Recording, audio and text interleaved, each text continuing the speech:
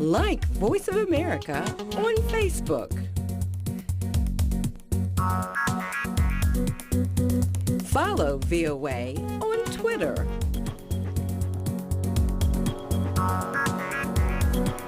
Join VOA on our YouTube channel. Like, follow, join VOA. This is Straight Talk Africa on the Voice of America. Call us now with your questions and comments. The number is 202-619-3111 and the U.S. country code is 1. Call us direct and we'll call you right back. Remember to turn down the volume on your radio or television and keep your comments brief. Now back to Straight Talk Africa. Thank you very much, Esther Gizi, and welcome back to Straight Talk Africa, live from Washington. It's time to bring in my colleague and social media reporter, Ayen Bior. Take it away, Ayen. Well, thanks, Shaka. We received outstanding feedback on our social media platforms this week.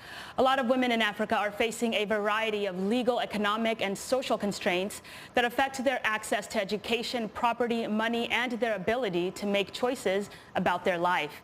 This leads us to our question of the week, which asks, what steps should be taken to accelerate gender equality and the empowerment of women in Africa? Well, before we begin, I'd like to thank all of you for using our social media platforms to communicate with us. The majority of our comments this week came from men, but ladies, it's not too late to join the conversation on Facebook or Twitter.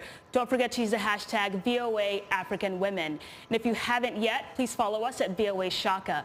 Speaking of it, let's go to a tweet from Rehan Muyanja, who writes, give equal opportunities and shared responsibilities to all men and women, girls and boys. And we have another tweet from Immigrant Magazine, which tweeted, plenty to discuss on this issue that stifles growth and perpetuates misogyny in our cultures. Hashtag women are equal to men. Well, let's go to a comment from Facebook fan Abba M. Dabo from Nigeria, who has a difference of opinion. He says, with due respect, to me, this question has no answer because men and women are not equal and will never be. If this agitation continues, men will have to start agitating for gender balancing, which will give men a chance to get what women enjoy in workplaces like maternity leave. An interesting perspective, one which I expect will trigger conversation on social media.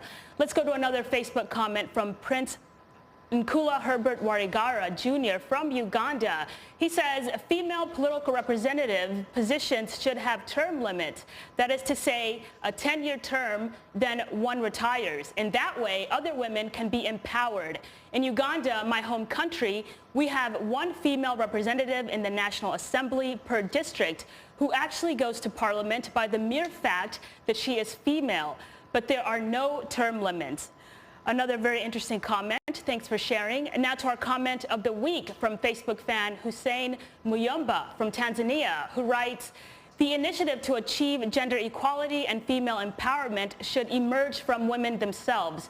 Women should be able to decide on which key steps they need that will lead to greater equality and empowerment. In my opinion, education remains the greatest factor needed to lift women out of poverty, mistreatment, ignorance, and a future-less society.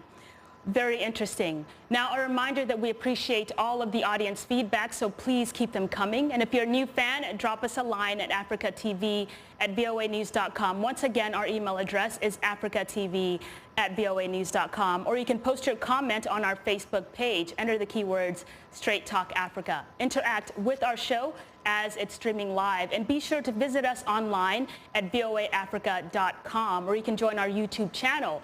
Sign up to VOA TV2 Africa and follow us on Twitter at VOA Shaka. A reminder that the show is streaming live every Wednesday. Go to VOA Straight Talk Africa TV program page on our website.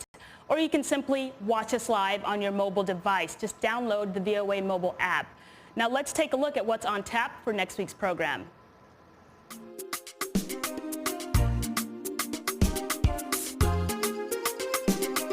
On the next, Straight Talk Africa, a preview of the Kenyan presidential election, the race between incumbent Uhuru Kenyatta and Raila Odinga. The main opposition candidate is looking increasingly competitive. The Carter Center is observing the general election at the invitation of Kenya's Independent Electoral Commission. A discussion on the Kenyan presidential election on the next Straight Talk Africa. Well, Shaka, again, our social media segment this week was dominated by men, as I said before, but no doubt it has triggered a round of interesting conversation. Over to you. I wonder what those sisters out there are doing, why they can't, in fact, somehow figure out a way of interacting with us. Well, thanks again for sharing the social media reaction with us. And of course, welcome back. And today we are discussing challenges facing women and girls in Africa in their struggle for gender equality. Our distinguished guests are Monipe Ousua Ansong, Julian B. Chiganda, and Louise Uwachu, who joins us via telephone link-up from the Western Canadian city of Vancouver. Once again, ladies, I have to say that I'm profoundly honored and exceedingly humbled to have the opportunity to host the three of you on Straight Talk Africa. Thank you. Thank you. You're most welcome. Thank you, Shaka. Yes, Louise, your reaction. You've been listening, of course, to INBO and the social media reaction.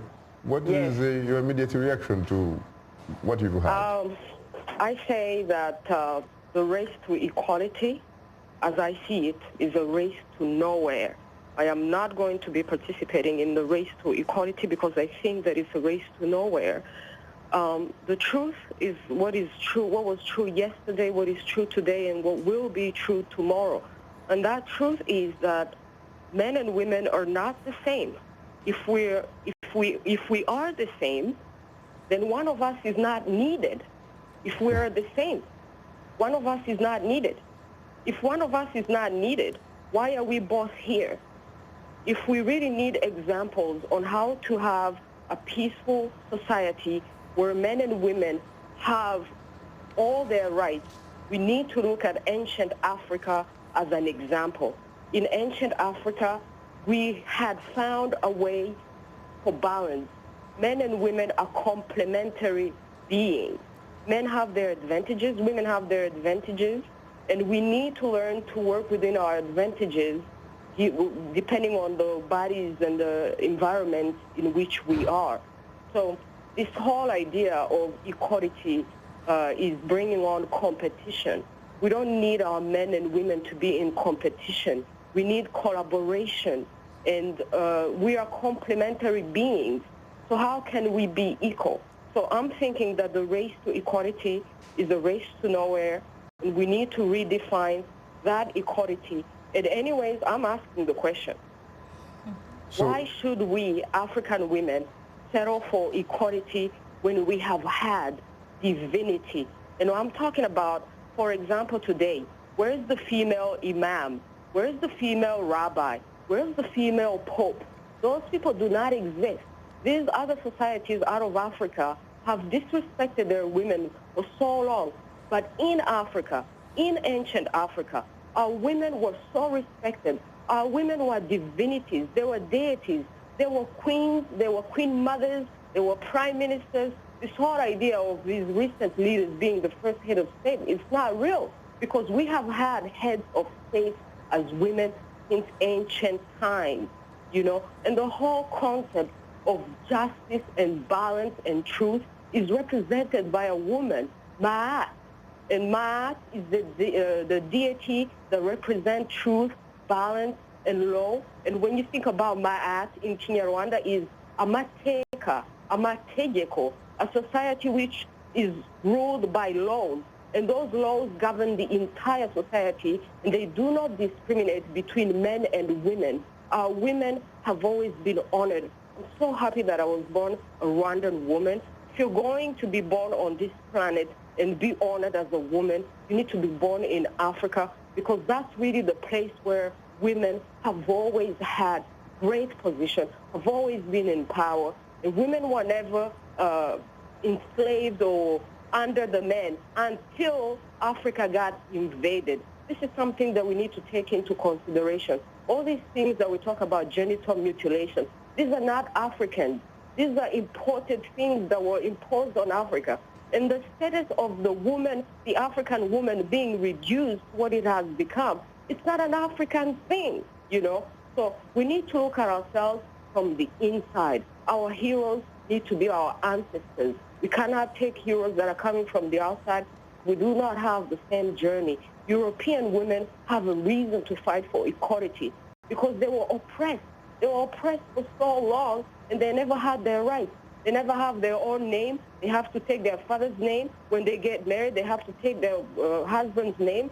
So we've always had our own names, and we can make our own names, and we've never really been limited. And I will end off in Kinyarwanda saying that in Kinyarwanda, we truly honor the woman, and we say that umugore ni umutima w'urugo. Does it get higher than that? A woman is the heart of the family. Umutima, the heart, is not just a heart. It's also the consciousness. It's also the soul. So the idea that a woman is powerful enough and elevated enough to be the soul and the heart and the consciousness of the family, and then we're here fighting for equality, I say no. Why settle for equality when we have had divinity? Louise Uwachu, indeed, well spoken. But if I may ask you a question, Louise.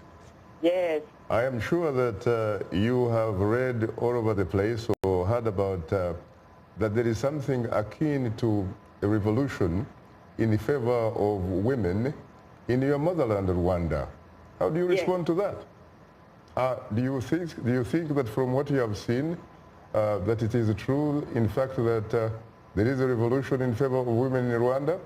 Are women in Rwanda better off today, for example, than they were 20 years ago?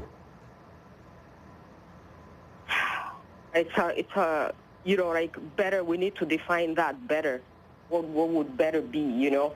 We need education, we need entrepreneurship, we need creativity, we need people to know themselves, we need people to love themselves. So I don't know if women are better off today than they were back in the days.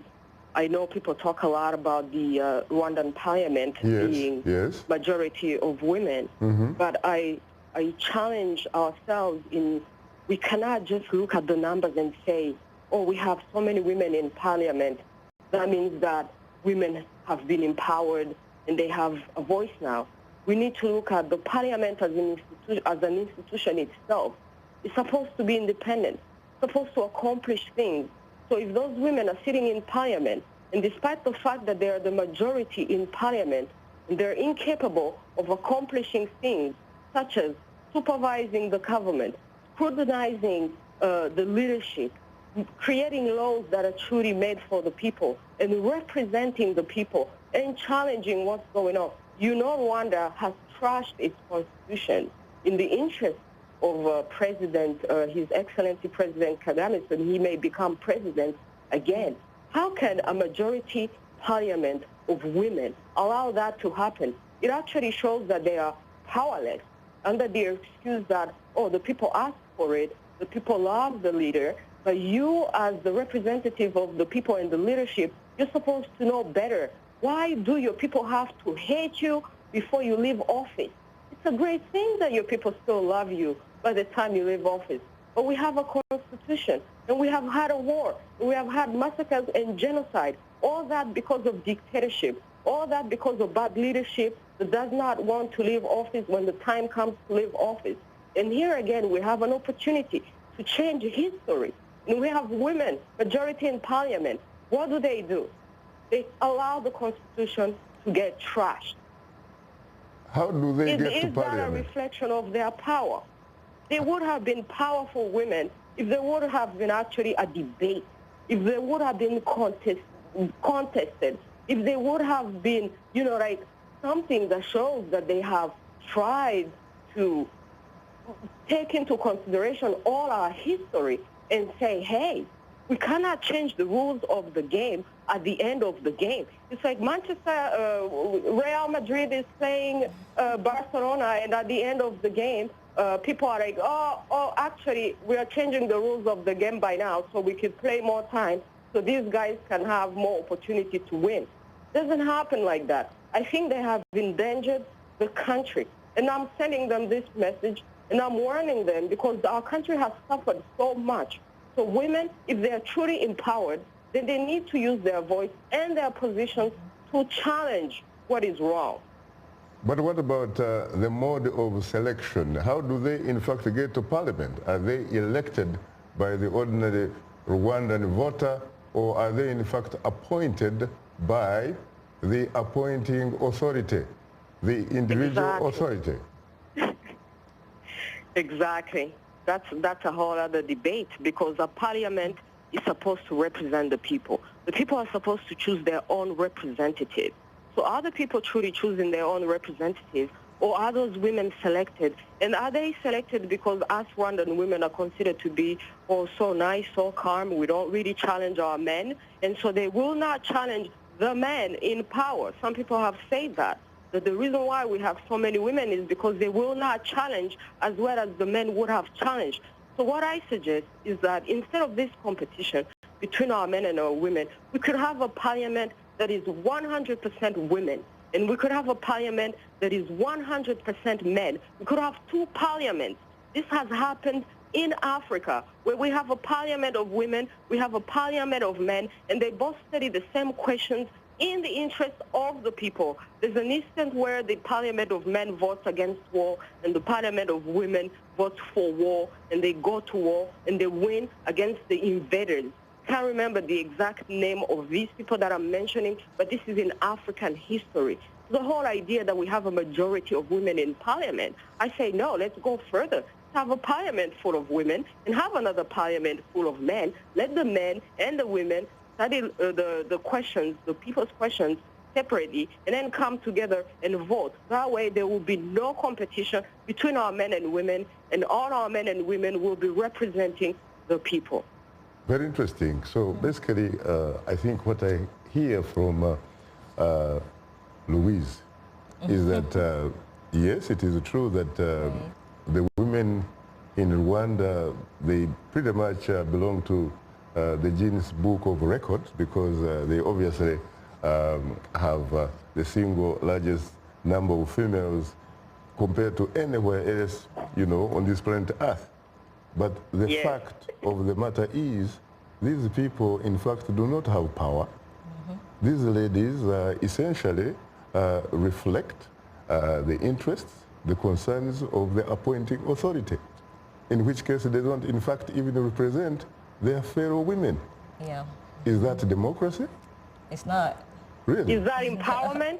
It's not. Very interesting. So, actually, Louise, you made very interesting comments, and at some point I was like just in tune with her. But I think that, as I said earlier, women empowerment is not really about running a race with men. We're just trying to let every woman out there in Africa and in any part of the world to know that whatever that is in you, you can bring it out. Exercise their inalienable right as human beings. Good. Exactly. So it's all about we having our right, human right. So as a woman, if I think that I can, as she said, I have a family, I have 3 brothers, and I have 2 mature brothers. I'm not saying that if I want to share, I want to have equal rights with them, I'm going to be rude to them, or I won't respect my dad anymore. No. So as an African woman, you know your culture. You respect your big brother. I do.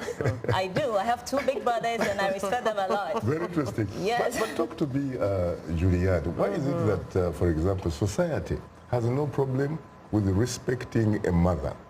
Society has no problem respecting a sister, a wife, perhaps. But why is it that when we talk about women, for some strange reason, those types of women seem to be super women? Why? That's a very good question. That's a very good question. Well, I think a lot of it is that we are all enamored with the people we think are in power, with the people who we think are superhuman. And we forget that those people are human too. I was having a conversation with some friends today, in fact, and I said, you know, at the end of the day, we all put our pants on one leg at a time. So, you know, whether you're somebody who's extremely visible and you're out here doing amazing things, or whether you're a mother at home and you're raising women who are going to be super women, we all deserve the same amount of respect. And I think we have to stop putting people on pedestals where, quite frankly, I'm finding many of them don't belong. Very interesting. We have to go to the lifeline of the show, which are the telephone callers. And I gather that we do have one, Danimile Dede from the Republic of Tanzania. Good evening, Dede. You're most welcome to Straight Talk Africa. Can you hear me? Dede, can you hear me? I'm afraid we don't seem to be connecting. Let's come back to you, Julianne. What do you think really, what do you think needs to happen in order to level the playing field between male and female? Is it about perhaps a need for fundamental changes in attitudes and mindsets in both women and men? Absolutely. Absolutely. And to go back to the equality question real quick, I think it's less about equality than it is about equity. Equity. Because those are two different things. What's the difference? Tell us. So the difference is, I saw this, it's a great cartoon that I saw where we're talking about equality, between blacks and whites, right? So you can have somebody who's saying, okay, I want to be equal to you. So you're both allowed to go to whatever university you want. But at the end of the day, if this person here hasn't had the same advantages of getting, the kind of education that you've had to be prepared for that university, but he's still having the same opportunity, yeah, you're getting equality, but that's not really equity. You're both having equal opportunities, but there's no real equity because this person already has a head start. So I think that's the difference. I think we have to look at equity from the very beginning in order for there to even be a chance for women to be able to accomplish the things that we know we're capable of. So, I would have to say, I'm sorry, repeat the question again because I was really focused on the equity piece. Essentially, I was wondering whether you think that there is a need. Oh, yes, attitudes, absolutely. Yeah. So I think we as women have to take some of that responsibility. We have been raised as African women because even though I was raised in the U.S., I'm still very much in tune with my African culture. And we were raised to always respect our elders. Now, but you were raised by who? The last time I checked, to tell you the truth, it seems to me you're talking about women raising children. Yes. Both girls and boys. Absolutely, but my father was also very much... It is also, the last time I checked, a woman, in fact, who carries a fetus or a kid in her womb for 9 months and takes care of this kid up to a point where this kid actually gets the fundamental tools of being a human being. But Isn't it possible that in fact it's probably the women really that have the power to change some of these things And that's what I'm saying, we have to take some of that responsibility.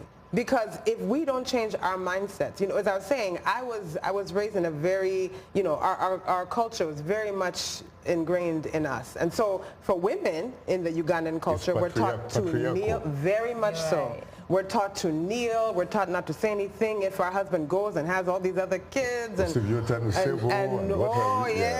All of that, right? But at the same time, if you are now seeing that, wait a minute, you have all these examples around you of women who have done amazing things, then you have to know, okay, there's nothing wrong with still being respectful to your elders. Correct. But when it comes to business or going after the things that you want, you still respect them, but that doesn't mean that you don't go after what you want. We have this thing in us sometimes, and I would have to say, maybe I see it more in the East African culture, where we're very meek and humble and, afraid to be bold.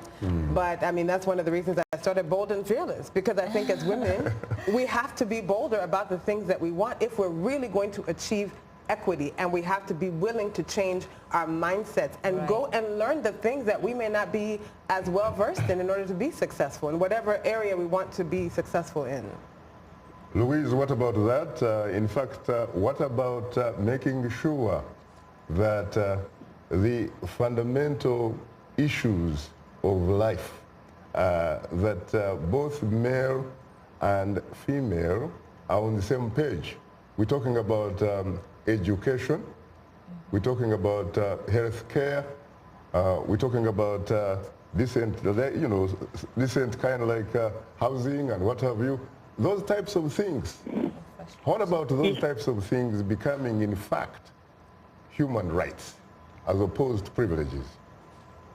Yes, I think one of the problems in Africa or with Africans is the fact that we are also discussing these issues in English. Because in our own languages, in our own culture, things are so clear. And there is no confusion about this and that. And in Kinyarwanda, women are held to higher standards. And the reason why women are held to higher standards and the reason why we can't really fight for equality, because we would sort of be losing our status, is because women are actually the ones who are raising the children. Like you're saying, everybody is talking from the experience of being raised. Women are the number one influences of the children. So because the women are the number one influences of the next generation, women are held to higher standards. Rwandan women, Umunyarwanda kazi, is expected to be perfect. Every Rwandan woman, everywhere we are supposed to represent perfection. Because they say in Kinyarwanda, umukobwa bumwe agatukisha bose. Meaning, if one woman strays away from perfection, they're going to blame all the women. And why should all the women be perfect? Why should a woman be perfect or at least aspire to perfection? Is because this woman is going to be carrying and raising the next generation. So the next generation has to have a very high standard to aspire to, and these are women. So if our society is tougher on women, it's out of love, my people. I like that. Well, you had it all, Monipel. Yeah. You have the last word. Right. So I think, as we said, it's a human right. We can't run away from that. We can't hide away from it. So wherever every woman is, access to infrastructure, access to amenities should be easy. So if I'm a lady and I'm at a village whereby in Ghana, there are some villages whereby guys can go outside and just stand outside and urinate and pee. But if I'm a lady and I'm in my menses and there is no toilet facility for me, how do I access this then? So it means during my 7 days period, I don't go to school. And access to water, if a guy can easily walk to the riverside and I'm a lady and I'm in labor and I live in the same community, how do I get access to these things? So these are some of the things we're looking out for. And we're also saying that, and when you think that there is something in your woman that can come out, support the woman. Unfortunately, time happens not to be our best ally. Right. Well, on that note, thanks to our three distinguished guests, Monipe Osua Ansong, Julian B. Chiganda, and Louise Uwachu, who joined us from the Western Canadian city of Vancouver. Thanks to affiliate stations, along with our viewers and listeners, we thank you for tuning in. For many of our Voice of America radio affiliates, Learning English is coming up next, and tomorrow morning is Daybreak with James Bate. On behalf of the Voice of America, thanks for tuning into Straight Talk Africa. In the meantime, get better, not bitter African women. And please remember to keep the African hopes alive.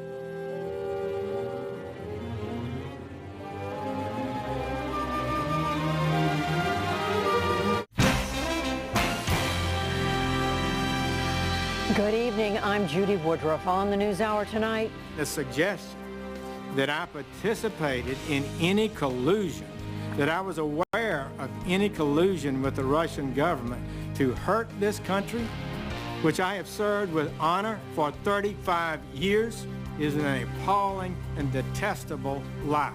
Jeff Sessions in the hot seat. The Attorney General testifies before the Senate over allegations of collusion with Russia and defends his decision to recommend the firing of then FBI Director James Comey. Then North Korea releases University of Virginia student Otto Warmbier, who was in a coma more than a year after he was sentenced to 15 years hard labor. And Uber's CEO takes a leave of absence amid a review of the company's policies and culture, which have been under fire since a recent string of controversies. All that and more on tonight's PBS NewsHour.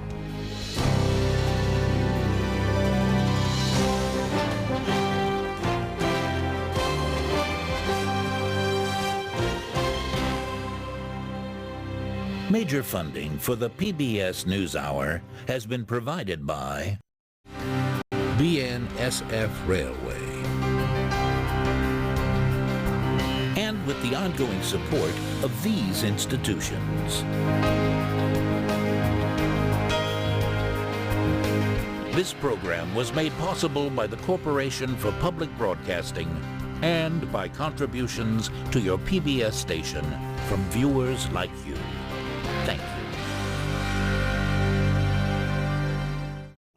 It's been another day of high-stakes testimony before the Senate Intelligence Committee. Attorney General Jeff Sessions today denied any wrongdoing in his contacts with Russian officials during last year's campaign or in his conduct since becoming Attorney General. He acknowledged that then FBI Director James Comey voiced concerns about being left alone with President Trump after a February meeting. He declined to discuss any conversations he had with the president on firing Comey, and he defended his handling of his recusal from the investigation into Russian meddling in the election. Sessions also said he still does not remember a meeting with the Russian ambassador at a Trump speech in Washington last year, and he said he never meant to mislead anyone during his confirmation hearings. Let me state this clearly, colleagues. I have never met with or had any conversation with any Russians or any foreign officials concerning any type of interference with any campaign or election in the United States. Further, I have no knowledge of any such conversations by anyone connected to the Trump campaign.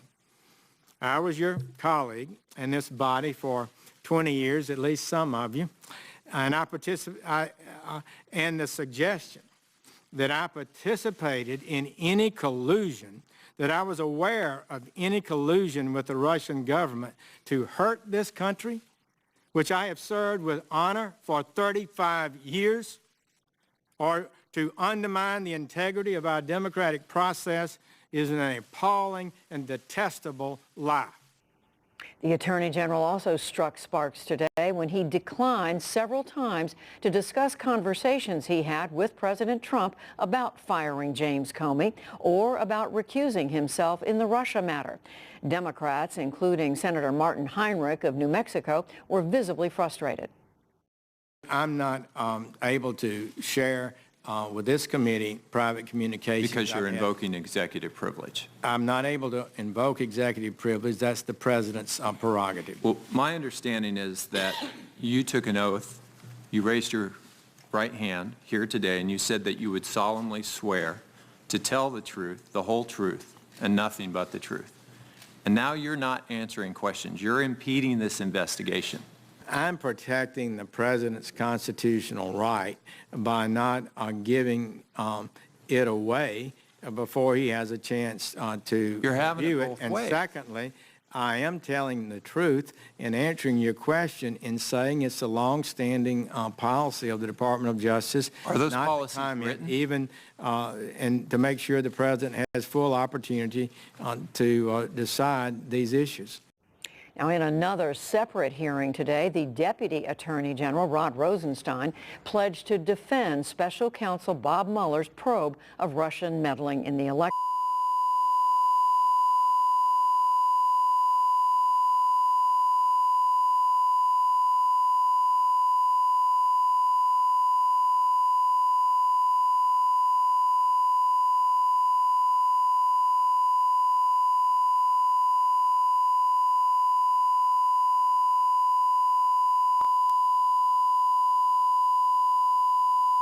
Going to follow any orders unless I believe those are lawful and appropriate orders. If there were a good cause, I would consider it. If there were not good cause, it wouldn't matter to me what anybody says. Do you know of any reason for a cause to fire Mr. Mueller as of this date? No, I do not, Senator. And that would be your decision if that ever happened, right? That's correct. And we are joined now by our Capitol Hill correspondent, Lisa Desjardins. She was in the room for both of today's Senate hearings. And Carrie Johnson, correspondent for NPR. She covers the Justice Department. Thank you both. Lisa, I'm going to start with you. You were in the room. Tell us what you were seeing and what you were hearing that we couldn't see on television.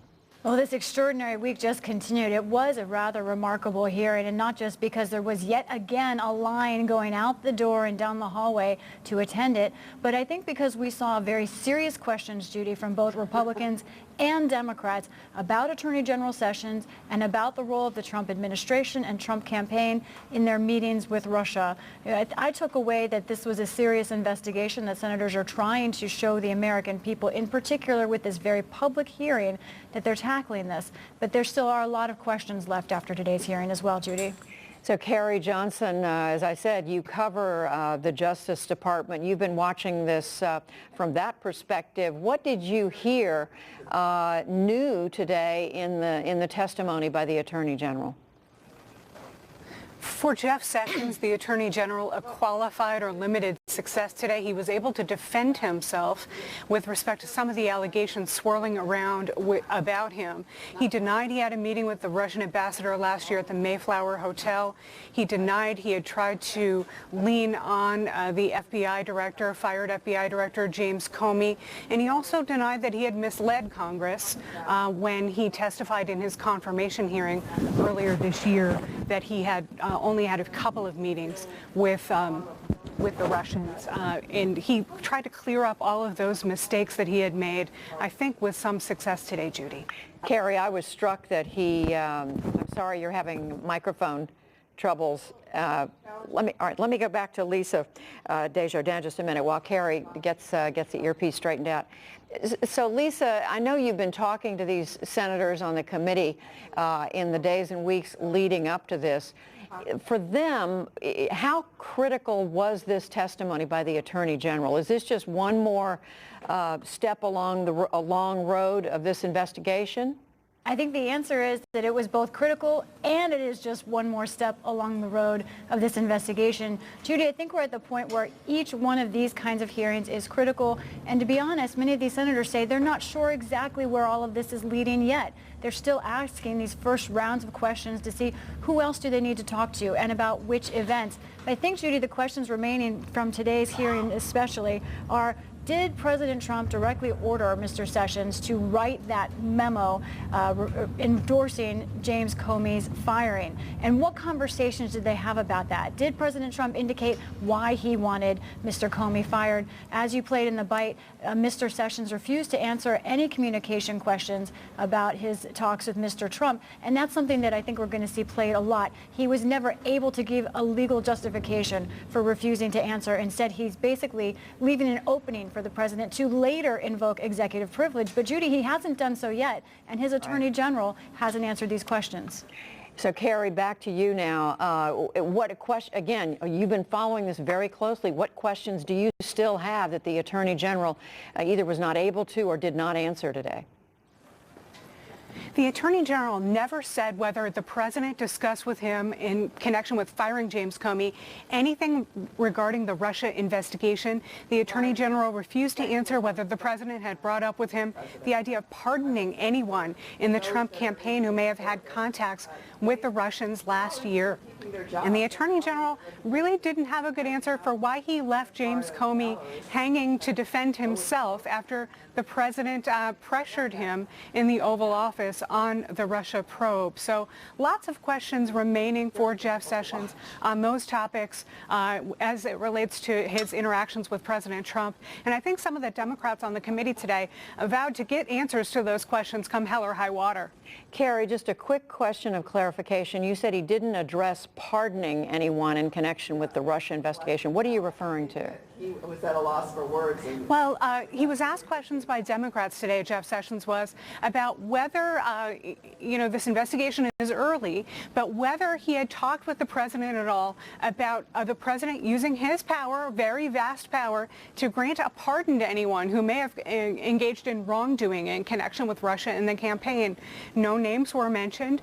We know that several people, including President Trump's former national security advisor Michael Flynn, are under investigators' crosshairs right now. We know that Flynn, in fact, has tried to seek immunity so far without success. Sessions was asked whether the idea of pardoning anybody came up, and he declined to answer that question as a part of the confidential conversations he was having with the president. I want to know more about that. I think lawmakers do, too. Carrie Johnson, as we said, who covers the Justice Department for NPR, our own Lisa Desjardins at the Capitol. Thank you both. And we turn now to our panel of former Justice Department officials. George Terwilliger served as Deputy Attorney General and Acting Attorney General under President George H.W. Bush. Walter Dellinger served in the Clinton administration as Assistant Attorney General and as Acting Solicitor General. And Carrie Cordero, she served in the Justice Department under Presidents George W. Bush and President Obama, where she worked on matters of national security. Now, before I speak with them, one issue today was former FBI Director Comey's testimony about a February meeting in the Oval Office when everyone else left and the president asked him to stay. Democratic Senator Mark Warner today pressed the Attorney General on that. Let's listen. Mr. Comey's testimony last week was that he felt uncomfortable when the president asked everyone else to leave the room. He left the impression that you lingered with perhaps a sense that you felt uncomfortable about it as well. Well, I would just say it this way.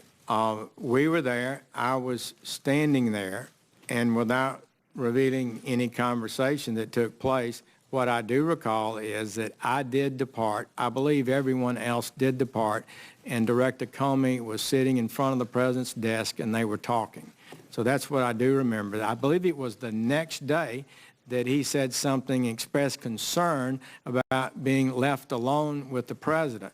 But that in itself is not problematic. He did not tell me at that time any details about anything that was said that was improper. I affirmed his concern that we should be following the proper guidelines of the Department of Justice and basically backed him up in his concerns. So let's turn now to our three panelists. Carrie Cordero, I'm going to start with you. What do you make of that answer that he really didn't have an explanation for leaving the room, whether he thought that was unusual, leaving the Oval Office when the president wanted to be alone with the then FBI director? And he didn't seem terribly upset about the fact that the FBI director was concerned the next day when he told him about it. Right. So these memos that he's talking about, this longstanding Department of Justice policy, has to do with, in recent history, there was a memo that Attorney General Mukasey issued, that Eric Holder issued, that restrict the contacts between the White House and the Justice Department and the FBI investigators on ongoing investigations. And so it was still an odd answer because given the fact that there was this major investigation going on that the Attorney General himself knew that he was recused from, it would be unusual. Why would the president need to hold back the FBI director about something that the Attorney General couldn't be present for other than the Russia investigation? In other words, anything else that the FBI director and the president needed to discuss of a substantive nature, one would think the Attorney General could be there for it. George Terwilliger, what about that? Well, I don't think it's that unusual for a president to talk to an FBI director alone. I think it would probably be worth asking a number of former FBI directors if they ever had one-on-one conversations with the president. Even in the middle of this kind of an investigation? Yes. I mean, I think in hindsight, anybody that looks at it would go, it would have been better for that not to have occurred. But the fact that the president asked, and the Attorney General, I mean, he's a courteous man. I think he respected the president's wishes. And more than anything, Judy, what came through to me today, more than an Attorney General, was I saw a man who said, you're not going to play political football with my integrity, and said that very, very firmly, even as to that question. Walter Dellinger, what did you take away from the hearing overall, and what about this specific point about the president asking everybody to clear the room while he talked to James Comey? Well, I think what was particularly improper about that conversation was the content of it. That is, the president saying, I hope you will end this investigation into General Flynn. Even if that was not a directive, that statement that you should end it because he's a good guy undercuts our basic notion of equal justice under law. We shouldn't be investigating or stopping investigations because the president thinks someone is a good guy or a U.S. attorney thinks someone is a good guy. That's number one. My larger takeaway is that the Attorney General seemed relatively passionate in defending his own lack of involvement with the Russians, and quite convincing. He showed much less concern about this extraordinary event that the Russian, a foreign military hostile power, tried to interfere in our elections. He referred to it as improper, but he didn't seem to have any energy about where that investigation should go.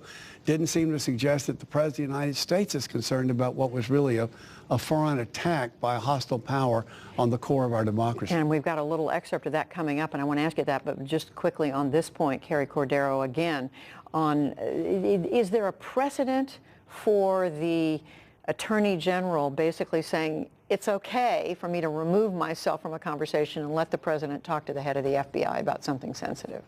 Well, so in other circumstances, if, for example, the FBI director was at the White House to give a counterterrorism briefing on some really substantive matter, then sure, but there would be other aides in the room too. I mean, that type of briefing wouldn't take place just with the president and the FBI director. But those are the types of scenarios that would be more routine types of meetings between a president and an FBI director, if it was some substantive type of briefing. Well, and keep all that in mind, because we want to turn to another aspect of what came out in today's testimony, and that is that more than one senator asked the Attorney General about the firing of James Comey. The Attorney General testified that he did not talk to the FBI director about his job performance before the president dismissed him. He did detail for California Democrat Dianne Feinstein the issues that he had with Comey, but he declined to answer a later question from Maine Independent Senator Angus King. We had problems there, and it was my best judgment that a fresh start at the FBI was the appropriate thing to do. And when I said that to the president, it's something I had adhered to. Deputy Rosenstein's letter dealt with a number of things. When Mr. Comey declined the Clinton prosecution, that was really a usurpation of the authority of the federal prosecutors in the Department of Justice. It was a stunning development. The FBI is the investigative team. They don't decide prosecution policies. And so that was a thunderous thing. He also commented at some length on the declination of the Clinton prosecution, which you should not normally, you shouldn't do. Policies have been historic. If you decline, and you don't talk about it. There were other things that had happened that indicated to me a lack of discipline, and it caused controversy on both sides of the aisle. And I had come to the conclusion that a fresh start was appropriate. In any of your discussions with the president about the firing of James Comey, did the question of the Russian investigation ever come up? I cannot answer that because it was a communication by the president, or if any such occurred, it would be a communication that he has not waived. So a number of people, George Terwilliger, were struck by the fact that the Attorney General would not talk about these conversations he had with the President. Well, to me, that makes perfect sense. The privilege belongs to the President, and it wouldn't be up to a subordinate official to take it upon himself to waive it by answering the question at that time and place. Otherwise, the President loses the inability to assert or preserve that privilege. And you and I were discussing this earlier, Walter Dellinger. We were trying to understand to what extent is there a precedent for not answering some of these questions. We heard the Attorney General say, at one point he said, I think there's even a piece of paper at the Justice Department that refers to privileged or confidential conversations between the President and the Attorney General. You know, he was very well prepared, but he didn't bring any such piece of paper with him, and I'd be surprised because I don't believe there's any privilege of refusing to answer questions from a congressional committee unless the President is going to invoke executive privilege. Now, he didn't want to say that through a dozen iterations of the question. He would simply say it was confidential without asserting any privilege. Finally, he suggested, and the committee should follow up on this, here are the questions we want answered. Did you discuss the Russian investigation in connection with the firing of Comey? And if the President then wants to assert executive privilege, he can do so in writing, communicated to the committee. But if not, then the question ought to be answered by the Attorney General. And Carrie Cordero, this really does get to the heart of a lot of what we're talking about today, and that is the President has not so far exerted executive privilege. He has not said to the Attorney General, you cannot answer these questions. But the Attorney General said, at least on 2 occasions today, that he's trying to protect the President's right to later on exert executive privilege, which is a way of looking at this I think some of us hadn't seen. Right. Well, so this is the second week in a row that senior administration officials have had difficulty answering this question. DNI Coates, Director of National Intelligence Coates, and Director of NSA Rogers last week had a similar problem where they did not seem to have been advised by the White House counsel's office that they should exert executive privilege, and yet they were uncomfortable giving answers to questions. Attorney General Sessions handled it a little bit differently. He did say that he was trying to protect a potential exertion of executive privilege, but he also raised other privileges. He said maybe there are some other privileges, and so that reminded me a little bit more of the attorney-client type privilege that sometimes the Department of Justice asserts, but that's when the Justice Department is giving legal advice to the President and they don't then want to provide information to Congress. So he was still vague and unclear about which privileges he was potentially asserting. And that sounded like a different question. So I'm coming back to you, George Terwilliger, to ask on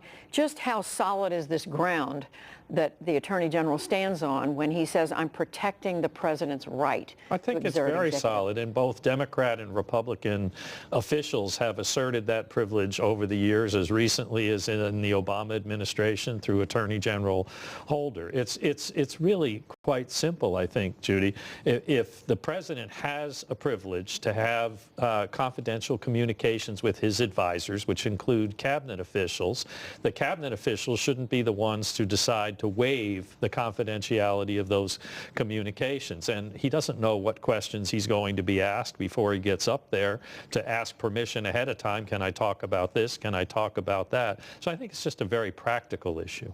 So there is another important part of this, what came out today in today's testimony that we want to look at, and that is on the issue of the Attorney General's recusing himself from the Russia investigation.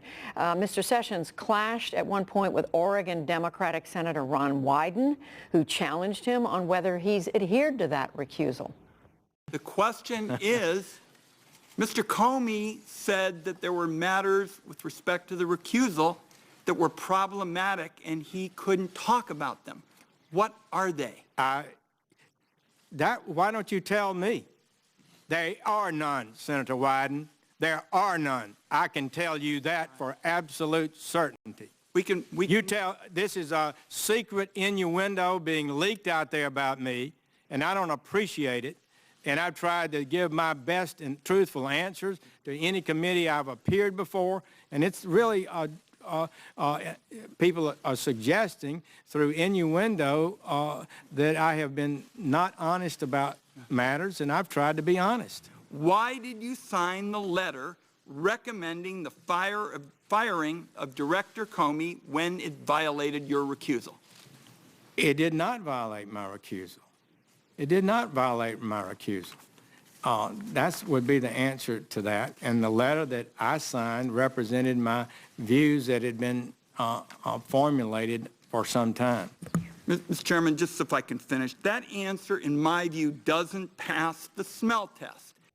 So, Walter Dellinger, this is getting at what you heard the tug and pull about all afternoon, and that is that that letter that the Attorney General signed and the Deputy Attorney General signed, criticizing the then FBI Director Comey as the grounds for his dismissal, was all about how he handled the Hillary Clinton, or largely about how he handled the Hillary Clinton email investigation. Later on, the president said he fired him mainly over Russia, the Russia investigation. And the Attorney General is basically saying, I recused myself from the Russia investigation, but that's not a problem here. Well, you know, the Attorney General makes the point that he's responsible for the entire department, and he has to make personnel decisions. Now, this one got awfully close to his recusal issue, and maybe he should have stepped aside. But to me, the most interesting question that wasn't fully answered was, were you aware, when you sent the letter to the president recommending that Comey be fired, were you aware that the president had already decided to fire him? And that question, the answer got evaded in the back and forth, and that will be an interesting question for someone to follow up with. What is your take on this exchange? Well, the nut of it is was former Director Comey fired because of the Russia investigation? Right. The president has said in an interview that that Russia is what was on his mind. And Attorney General Sessions is clinging to this argument that his justification, which is that it was because of the handling of the Hillary Clinton case. And because he didn't answer the one question, which was in the context of discussing with the president the firing of the FBI director, did you also discuss the Russia investigation? That was the question that really needed to be answered to tie these pieces together. So we don't have the answer to the question. I don't think he's clinging to anything. It's very possible. I mean, I don't know the answer, but it's very possible that there could be two very different reasons on the part of the president and the Attorney General and the Deputy Attorney General for dismissing Mr. Comey. Indeed, I know you may have to be sort of part of the justice family or cognoscenti to appreciate this, but what Jim Comey did last July in terms of usurping, as the Attorney General put it, the authority of the Justice Department to make a prosecution decision, and then the utter trashing of Hillary Clinton that he did along with that is so far outside the mainstream that the Attorney General said today that he and Mr. Rosenstein had been talking about that for some time and the need to replace Mr. Comey. The fact that may have been or not, I don't know, convenient to the president for other reasons is something, you know, that I'm sure the Senate will want to explore, but it doesn't impugn the Attorney General's integrity at all. But just to quickly follow up, if the Russia investigation was any part of the reason for the president firing the FBI director, and the Attorney General was attached himself to that decision, that wasn't a problem? That didn't violate his recusal? Well, it might have if, in fact, you know, he thought that was the reason or he acted as that's the reason. But I think Walter, a few minutes ago, made a very good point. The recusal is as to one case out of thousands in the Justice Department, albeit an important one. The Attorney General still has a responsibility to run the department, not the least of which is to make sure he has the right people in the top jobs. Just very quickly, Walter Dellinger, what do you think we can get to the bottom of this question of whether the recusal was violated in some way? You know, I think we will, because I think the special counsel or follow-up hearings are going to say, look, either have the president formally invoke executive privilege or answer the question about whether you knew already that the president made up his mind to fire Comey, and to deal with the fact that it is extremely unusual for a president to have half a dozen conversations with an FBI director directly. Walter Dellinger, Carrie Cordero, George Terwilliger, we thank you all. Remarkable day, another remarkable day. And for more on the Attorney General's testimony, I'm now joined by the top Democrat on the House Intelligence Committee. He is Representative Adam Schiff of California. Congressman Schiff, thank you for joining us. I know you paid close attention to what was said today by the Attorney General. Did you come away with a better understanding of what has happened over the last year? I did, and what was notable to me was the degree to which the Attorney General really corroborated what is, I think, the most significant of the meetings that James Comey testified, and that is he did corroborate that there was a meeting of many people in the Oval Office, and although he didn't say it was at the President's instruction, it was pretty clear that it was. Everyone left the room except for James Comey and the President. And the Attorney General acknowledged that he did linger, that he was one of the last, if not the last, to leave the room. And also corroborated the fact that the following day, Director Comey told him he was essentially uncomfortable with something that took place in that meeting. That tells me that James Comey's testimony about that meeting is far more accurate than the President's statements about that meeting, because if there wasn't something uncomfortable about it, then why did the director go the next day to the Attorney General and say, don't leave me alone again with the President?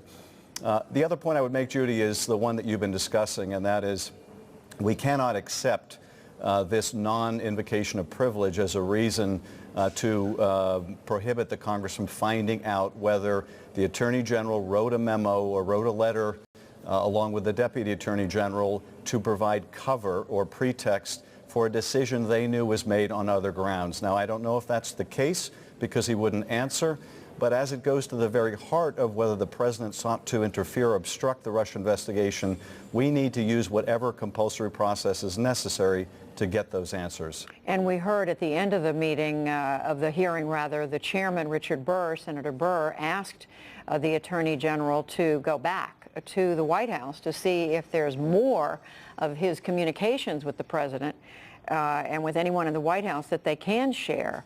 Is that something that you think that's likely to produce some answers? Well, I don't know. I would certainly hope so. I will say this in light of the conversation that you just had with Walter Dellinger and Mr. Terwilliger. A couple things. First is the questions that were asked of the Attorney General were all easily anticipated. So there were no surprise questions here. There was no reason why the White House could not have instructed the Attorney General whether they were going to invoke privilege or not. So I don't buy the idea that the Attorney General couldn't know in advance whether he needed to invoke the privilege. They didn't want him to. They didn't want the optic of it, and that's not a good reason for refusing to answer the questions.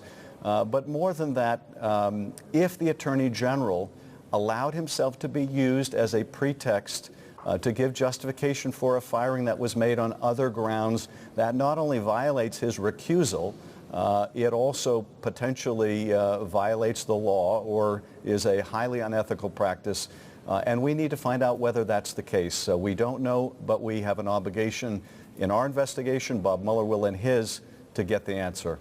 Well, how do you get beyond his refusal to answer, though? I mean, if he is saying these were privileged communications that I had that stand on precedent at the Department of Justice, whether they're written down or not, how do you get through that? Well, I think the process, if we're going to live up to our institutional responsibility in Congress, is to go back to the White House and say, we want answers to these questions. Are you invoking the privilege? And if they're not, we need to bring the Attorney General back before either our committee in the House or before the Senate committee and demand answers to those questions.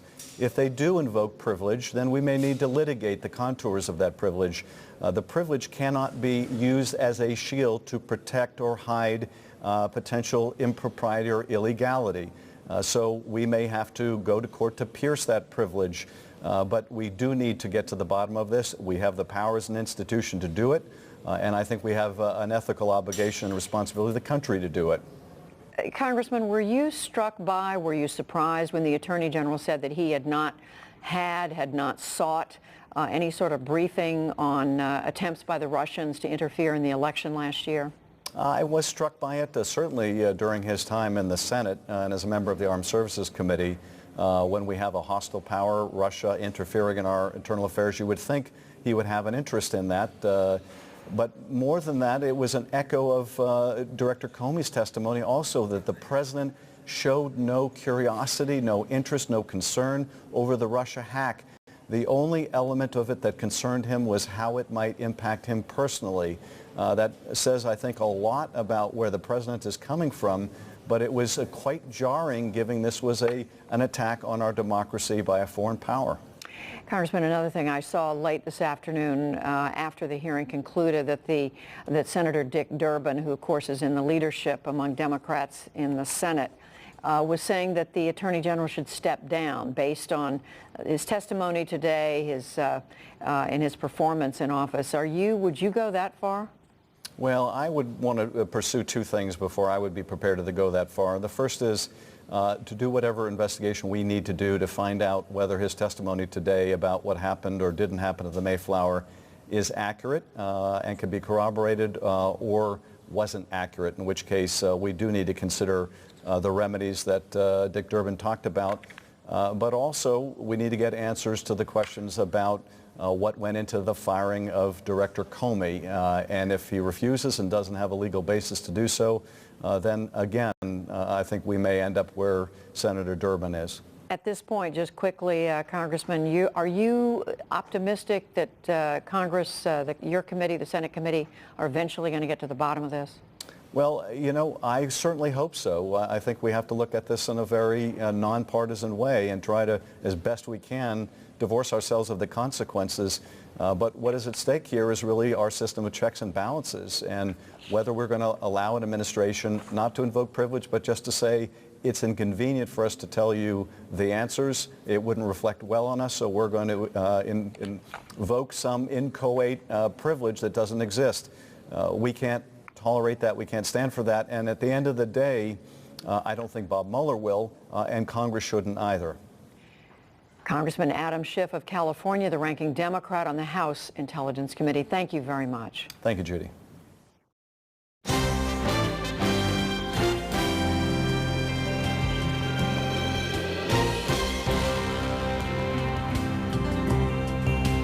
In the day's other news, leaders of two Senate committees have reached agreement on new sanctions against Russia. The plan announced last night targets corruption, human rights abuses, and weapons shipments to Syria. It also requires congressional review if a president tries to ease or end existing sanctions. Pentagon leaders were criticized today over not finishing a new strategy for the war in Afghanistan. At a Senate hearing, Defense Secretary James Mattis says he will provide details next month. Arizona Republican John McCain, chair of the Armed Services Committee, said it should have been done within the administration's first 60 days. Unless we get a strategy from you, you're going to get a strategy from us. The fact is, it's not our job. It's not our job. It's yours. Sir, I understand the urgency. I understand it's my responsibility. We're not winning in Afghanistan right now, and we will correct this. Secretary Mattis had his own complaint about Congress. He said that, quote, no enemy has hurt combat readiness more than the automatic spending cuts of recent years. Verizon completed its takeover of Yahoo today in a deal valued at $4.5 billion. Yahoo's news and other offerings will be folded into a new Verizon subsidiary called Oath. And on Wall Street today, the Dow Jones Industrial Average gained 92 points to close at 21,328. The Nasdaq rose nearly 45 points, and the S&P 500 added 11. And the Golden State Warriors are celebrating their second NBA championship in 3 years. They captured the title last night in Oakland, California, after finishing off the Cleveland Cavaliers in 5 games. Golden State's lost to Cleveland in last year's finals. Still to come on the NewsHour, an American student released from North Korea, but his parents say he's in a coma. Uber in turmoil. The company's CEO takes a leave of absence. Behind the jobs numbers that President Trump says are signs of a growing economy, and much more.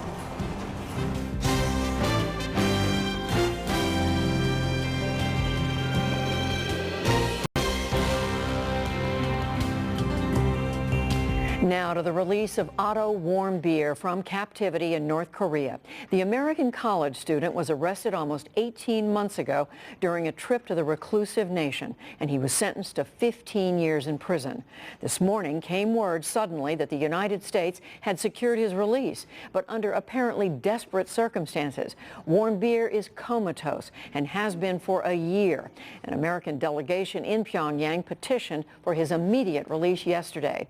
Our chief Foreign Affairs correspondent Margaret Warner reports. At the President's direction, the Department of State has secured the release of Otto Warmbier from North Korea. The announcement came from Secretary of State Rex Tillerson at a Senate budget hearing. The 22-year-old University of Virginia student was finally free after being jailed by the North's repressive regime for 17 months. Anna Fifield has been reporting the story for the Washington Post. She spoke via Skype from Tokyo. What I've been told is that last Monday, June the 5th, the North Koreans actually approached Americans who they talked to, and they said that Otto Warmbier was in a coma and had been in a coma for more than a year. And that started the ball rolling to have him medically evacuated. The North Koreans said that he came down with a case of botulism soon after his sentencing, and that he was given a sleeping pill and fell into a coma, and he did not wake up from that. Warmbier's parents confirmed their son is in a coma and had been medically evacuated. In a statement to the Associated Press, they also said, "We want the world to know how we and our son have been brutalized and terrorized by the pariah regime." Warmbier was arrested after he allegedly took a propaganda poster from the wall of a Pyongyang hotel on New Year's Eve 2015. He'd been in North Korea as part of a tour group. In March last year, he was sentenced to 15 years hard labor. I have made the worst mistake of my life. In the past, Pyongyang has used detained American citizens to try to exert leverage over the U.S. But Anna Fifield says this time the North had appeared unwilling to bargain. It didn't respond to U.S. offers to send a high-level envoy to discuss Warmbier and 3 other Americans held by the North. One was arrested just last month. Pyongyang's attitude changed in May. It agreed to let Swedish diplomats visit the prisoners, and with news of Warmbier's dire condition, Pyongyang urgently requested a meeting with a top U.S. official at the UN last week. At that point, Fifield said, President Trump got involved. Once Otto Warmbier's condition was known, I'm told that the president did become involved, that he was informed, that he personally gave the order to do everything that they could to get Otto Warmbier out. The release comes at a time of heightened tensions between Washington and the regime of Kim Jong-un. Pyongyang has ramped up its nuclear and missile programs. In response, the U.S. has taken a tough tack and recently began deploying the Advanced Anti-Missile Defense System known as THAAD to South Korea. But Fifield says another motivation may have driven the North Koreans. I think the North Koreans have probably realized that they did need to get rid of Otto Warmbier at some stage, that he was not recovering and they needed to hand him back. The release also coincides with former NBA player Dennis Rodman's latest visit to Pyongyang. Fifield says she was told Rodman's visit had nothing to do with the freeing of Warmbier. Warmbier was flown first to an American military medical facility in Japan, then flown on to Cincinnati near his family's home. For the PBS NewsHour, I'm Margaret Warner.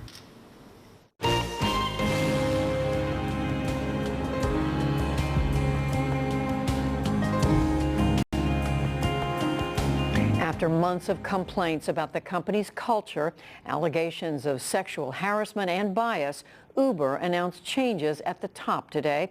Even though the ride service giant is worth tens of billions of dollars, it is in the midst of major turmoil. Now it will take new steps to change the culture, it says, and values of a company that has become criticized for aggressive, unethical, and potentially illegal tactics. Jeffrey Brown has the story. Perhaps the biggest immediate change, Uber's chief executive and co-founder Travis Kalanick will take an indefinite leave of absence. That comes after a personal loss, the death of his mother, but also coincides with a new report on company policy and behavior led by former Attorney General Eric Holder. Uber's board of directors reportedly adopted a series of recommendations from Holder, including more oversight of leadership, new measures to increase diversity and inclusion, stricter guidelines for employee behavior, and a pledge to change Uber's core founding values. Uber's problems grew after a former engineer wrote a blog post this past winter detailing how she'd been sexually harassed at the company and how her managers ignored her complaints. We're joined now by Jessie Hempel. She's head of editorial for Back Channel, a tech and business publishing site. Welcome to you. So is this, first of all, a surprise that Travis Kalanick is taking a leave, and what further questions does it raise for you? I would say, in fact, it can't be a surprise at this point that Travis is taking a leave. Look, he's having a hard personal time. He buried his mother on Friday. But beyond that, the company needs it. Shareholders are worried. They're worried that the company is going to begin to lose value. And as for what questions it raises for me, I mean, I think the biggest question is, Travis is a guy who has managed through very smart manipulation of the shares of the company to maintain a ton of control of this company. He certainly will stay on the board. I want to know what it really means that he's taking a leave. Is he actually going to be able to step back and let somebody else run the company? Well, so what's the core problem at Uber that comes through the reporting up to this point and what we know from the Holder report that's just come out? I would point to two problems that are really highlighted by the Holder report. The first and the most egregious is a cultural problem. It starts at the top. This is a company that has for too long taken it for granted that people are disposable and that the CEO's machismo attitude has just trickled down. But secondarily, this is a 14,000 person company, and Travis has been running it as if it were an 8-person startup. So it has none of the structures that most companies put in place to catch some of this stuff a lot earlier on. And that's what you really see in the Holder report. The Holder report asks for what at many companies this size are very basic things, like a better HR structure that works, or a head of diversity and inclusion that actually does that job. I mean, these are pretty basic things.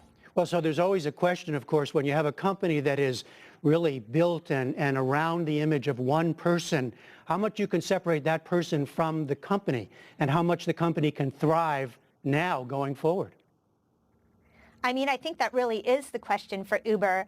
It's a paradox of sorts. The reason why Uber has been so successful so far is also the reason why the culture is in such crisis. If you truly are able to strip Travis, not just Travis, but his values from this company, what do you have left? What are you going to rebuild it as? What is the vision going forward? So do you see any new steps in what you've seen so far to ensure the diversity, the better kind of leadership, the taking away the bias that's been there? Well, absolutely. I mean, this is a company that is truly taking this seriously. Now, it's about time. But last week we saw that the company hired Frances Frey from Harvard Business School. She is a renowned executive leadership expert, and she is going to come in and she says she has full leeway to do whatever she needs to do to improve the culture. But, you know, the biggest challenge for this company right now is that it has no leadership. I mean, it's not just that it doesn't have Travis. Its executive ranks are incredibly thin right now. And so Uber's the first thing it needs to do is simply put new leaders in place. And frankly, it's a pretty hard place to recruit skilled leaders right now. And how much has... I don't know a heck of a lot of people who want to go. Excuse me, how much impact has all this had on ridership and on the bottom line? Well, it's hard to say right now. I mean, revenues continue to grow at this company, and its loss last quarter shrunk some. But we've also seen the competitor Lyft gain some market share in the U.S. And I've heard that advertisers are a little nervous about putting their brand next to Uber right now. And so I think that we're going to start to see over the long term, over the next few months, the impact that the last few months have had. And just very briefly, Jessie, how much is all this is being watched by other companies who've been charged with similar kind of culture in Silicon Valley? You make a really great point. Uber is in the spotlight for this, but this isn't an Uber problem. This is a problem that a lot of startups have that have grown to these massive valuations with many employees based on the charisma and the vision of one founder. And I think one thing that we will see going forward is that Silicon Valley will hopefully look itself in the mirror and rethink some of the ways that it structures these startups to begin with. Jesse Hempel of Back Channel. Thank you very much. Thank you.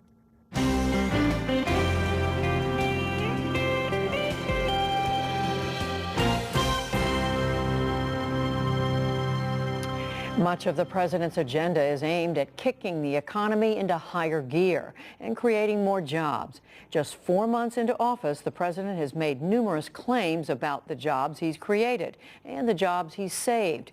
He's in Wisconsin tonight and is spending a good part of his week promoting some of his job-creating initiatives. But what is the real record on some of the president's claims? William Brangham takes a look behind the numbers. Today, the president repeated a claim he's been making for months. His policies are creating new jobs that far surpass his predecessors. I think probably seldom has any president and administration done more or had more success so early on, including a record number of resolutions to eliminate job-killing regulations. And we see it all over the country where jobs are starting that would never have started ever under any circumstances. Earlier this month, the president claimed he'd helped create 1 million new jobs. And more than 1 million private sector jobs. But that number was based on an estimate from a payroll company. The U.S. Labor Department reported far fewer jobs. This weekend, the president correctly tweeted out a lower number, 600,000. In my 40 years of being in and around Washington and economic policy, I have never seen a president try to take credit for as many things as he has tried to take credit for on the job front. Steve Ratner is an analyst and Wall Street financier who also headed President Obama's auto industry task force. According to the Bureau of Labor Statistics, in the 4 months before Trump's election, the U.S. economy added about 840,000 jobs. In the 4 months since his inauguration, it's added about 600,000. The U.S. economy is like a huge battleship. It doesn't turn fast, and so I think to judge any president by a few months of results, whether they're good or bad, is way premature. Veronique Derougy, a libertarian economist at George Mason University, says giving credit to a president for job numbers, good or bad, is misleading. It's wrong to be thinking about the power of the president in terms of job. What is important to think is how, what kind of policies can be put in place to grow the economy, and that, in theory, create jobs. Since he was elected, the president claims he's persuaded numerous companies to keep and grow jobs here in the U.S. But analysts who've looked at these numbers say they're not nearly as clear-cut as the president says. Take the president's claim back in December that the heating and cooling companies, United Technology and Carrier, would be keeping jobs in the U.S. and not sending them to Mexico. I will tell you that United Technologies and Carrier stepped it up, and now they're keeping actually the numbers over 1,100 people, which is so great, CEO Greg Hayes told CNBC that a personal phone call from the president and his business-friendly platform were important factors. And he simply said, look, Greg, I need you to relook at the decision to close the Indianapolis factory of Carrier. He said, we're going to do a lot of things in this country that's going to make it a lot more conducive to manufacturing. It turned out, though, only 800 jobs were staying in the U.S., while 1,300 were in fact leaving the country. And those jobs that were staying came after the company received $7 million in tax incentives from the state of Indiana. Another example, just a few weeks before the inauguration, Ford Motor Company announced they'd scrapped plans for a new billion-dollar plant in Mexico. The president hailed the decision, but Ford's then CEO Mark Fields later said not moving to Mexico was mostly a business decision. No, the main reason for not building the plant and canceling the plant in Mexico is just due to market demand. For critics of the president, like Stephen Ratner, these claims are PR stunts to give the appearance of action. My colleague and I recently put together a list for the New York Times of every place he had taken credit, and in fact, he doesn't deserve credit for any of them. The only jobs that he could legitimately take credit for saving were those 800 jobs at Carrier Corporation early in the administration. In one case, the Trump administration's claim about job creation has blurred job categories. Since the fourth quarter of last year to most recently, added almost 50,000 jobs in the coal sector. Last weekend, EPA Administrator Scott Pruitt made this striking claim that 50,000 new coal jobs had been created, which would mean the entire U.S. coal industry had doubled in just a few months. Fact-checkers quickly pointed out that the vast majority of those new jobs were not in coal, but in mining. In other interviews, Pruitt included both categories in the 50,000 number. You know, since the fourth quarter of 2016, Chris, we've had almost 50,000 jobs created in the mining and coal sector alone. In fact, in the month of May, almost 7,000 jobs. Despite these claims, many economists say that until the president's major economic policies on taxes, regulation, and trade are in place, they can't make a proper verdict on his job creation. If you look at the stock market, there's just a lot of excitement out there. The question is whether they're going to be able to translate these into realities, which then turns into real economic growth that it's based on something else but hope. The White House is planning on hosting another set of CEOs later this week. For the PBS NewsHour, I'm William Brangham. And we're going to continue to follow the job story. On the NewsHour online right now, in a social experiment, one well-known poet writes short, meaningless poems and tests the public's reaction by using Instagram. Just how popular are they? All that and more is on our website, pbs.org/newshour. And that is the NewsHour for tonight. On Wednesday, an exclusive conversation with the newly named United States Poet Laureate. I'm Judy Woodruff. Join us online and again right here tomorrow evening for all of us at the PBS NewsHour. Thank you, and we'll see you soon. Major funding for the PBS NewsHour has been provided by BNSF Railway, the Ford Foundation, working with visionaries on the front lines of social change worldwide. Carnegie Corporation of New York, supporting innovations in education, democratic engagement, and the advancement of international peace and security at carnegie.org. And with the ongoing support of these individuals and institutions.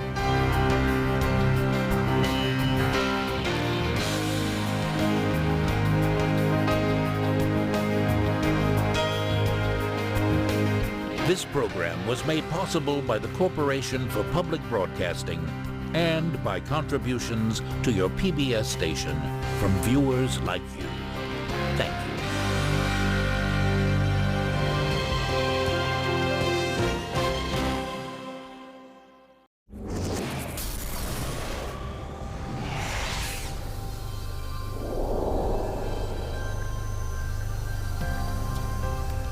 My immune system has turned against me. I'm fighting a war with it. For decades, Ellen Floyd has fought a hard battle with scleroderma, a complex autoimmune disease with many possible symptoms. For Ellen, it's attacking her joints, esophagus, especially her lungs. I have tried a lot of different methods, a lot of different medicines. Some have helped, some have not helped. Now Ellen and 3,000 other scleroderma patients are offering up their medical histories to scientists and doctors to use those records to design personalized treatments based on outcomes of patients who have had similar symptoms. The idea is you see patients in the past, from that you glean information that you then use to generalize to patients in the future. With support from the National Science Foundation, computer scientist Suchi Saria and a team at Johns Hopkins University are leading a groundbreaking effort to put big data to work in the healthcare arena. This isn't about just saving dollars. This is about improving outcomes, improving patient care. And this is very much a growing area of research. This notion of thinking about diseases, how do you tune to the individual? My specialty is in machine learning, so I develop the statistical models. Team members design algorithms that analyze large volumes of medical records and identify those with similar symptoms, like which organs were affected. Then, based on this data, they project which patients will go spiraling down without the right treatment. The computer has done all of this here. It learned how to do this by itself. It took a lot of guidance from me, but it learned the specifics by looking at data. The computer has determined a particular program that it can use to now make predictions about the future. Doctors at the Johns Hopkins Scleroderma Center then use these computer models to map the likely course of a person's disease. Knowing that helps them plan the best treatment. This young man is an example of that. I'm seeing him for the first time. And should I subject this young man to immunosuppressive therapy? And these drugs can suppress the bone marrow, they can cause an increased risk of infection and even an increased risk for certain types of cancer. So it's a big decision to make. Now we can take that information, and when the new patient comes in, we can use that tool to predict what's going to happen to them. Saria sees these kinds of computer models helping clinicians treat other autoimmune diseases like lupus and rheumatoid arthritis. The hope is that the tools that we create here will not only save patient lives here at Hopkins, but also more broadly around the world. Fine-tuning treatments to help treat patients with pinpoint accuracy. That's a pill that goes down easily. For Science Nation, I'm Miles O'Brien.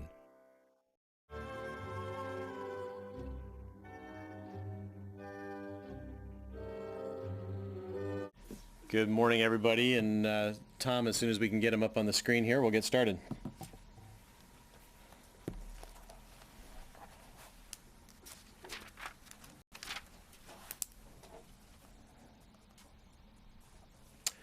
Okay, we got him. General Martin, good morning. Want to make sure we can hear you and you can hear us.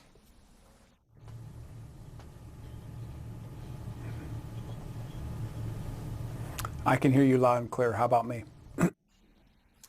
Yes, sir, we've got you. Ladies and gentlemen, pleased to be joined today by Major General Joseph Martin. He's the CGIFLIC, the commander of the Combined Land Forces Component Command for Operation Inherent Resolve, coming to us today. Sir, I assume you're in Baghdad, is that right?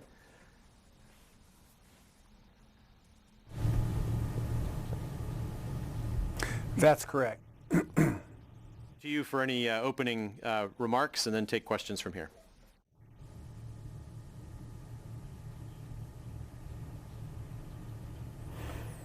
Okay, good morning. I'm Joe Martin. I'm the commander of the Combined Joint Forces Land Component Command, which includes all the coalition ground forces in Iraq, and I also command the 1st Infantry Division out of Fort Riley, Kansas, which means I'm a Big Red 1 soldier. As we celebrate our Army's 242nd birthday, I want to congratulate the Iraqi security forces on their tremendous progress against ISIS. The fight to liberate Mosul from ISIS brutality has been hard fought and long. It cost the lives of many brave Iraqi security forces personnel and many innocent civilians. The coalition honors the sacrifice of every single soldier and civilian lost in the fight to free Iraq from a brutal enemy. However, that fight is not over. Many Iraqis remain under the domination of ISIS terror. The coalition stands united side by side with the Iraqi government and the people. We will continue to support them until all the Iraqis are liberated and the country is free to choose its own future. Since last October, the ISF have liberated hundreds of thousands of civilians in Mosul, and life is returning to normal in portions of the city. I recently walked the streets of East and West Mosul, and I saw for myself that markets and their businesses are reopening. Civilians are moving around the city and living their lives.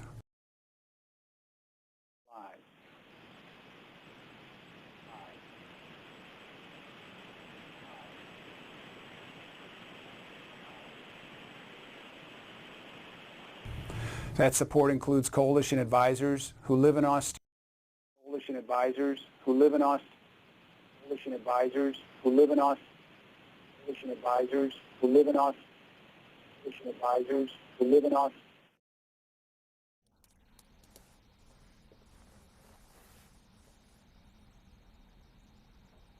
Defeat this threat.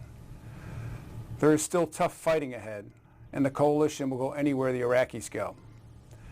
The military defeat of ISIS in Iraq is inevitable, and we will help the Iraqis achieve that. It's incredible to see the progress the Iraqis have made. liberating over 3 million civilians in the last 2 years and freeing a city the size of Philadelphia. The ISF have taken the fight to the enemy and sacrificed their blood for the people of Iraq. I'm honored to serve by their side in this endeavor. We know that victory in Mosul is not the end, as there's still tough fighting ahead. But with that, I'll be happy to take your questions. Carla Babb from Voice of America. Hi, General. Thanks for doing this. First, I just want to do a little housekeeping question for you. How many U.S. troops do you have in Iraq serving underneath you?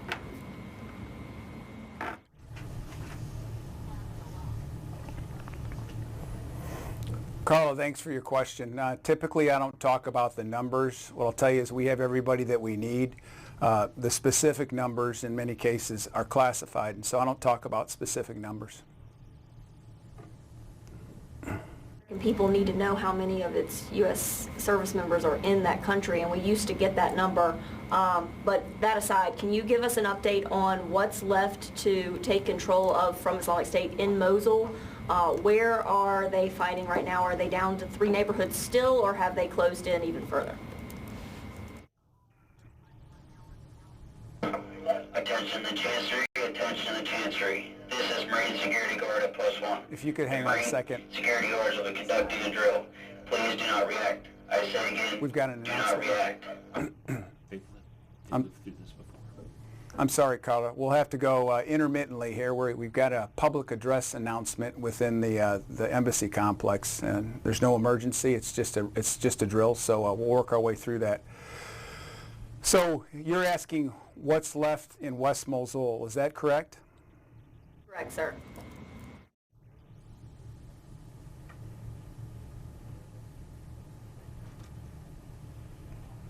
Okay. So what's left in West Mosul is one district in Old Mosul itself. So if you're familiar with the layout of West Mosul, the ISF are on the boundaries, the western boundaries of the Ashifa district. And once they clear the Ashifa district, they'll have the Old Mosul remaining. And so it's those 2 principal areas that remain. The ISF continue to progress each and every day. We stand by their side, providing them joint and coalition fires. And their progress has been steady. It's tough fighting. It's slow from time to time, but it's metered by the diversity of the terrain and the stiff resistance they face or they don't face. But each day there's progress. Quick follow-up. That one district, is that still what has been referred to by others as 3 neighborhoods? Or has it shrunk, has the territory shrunk with that steady progress that you just mentioned over the past week?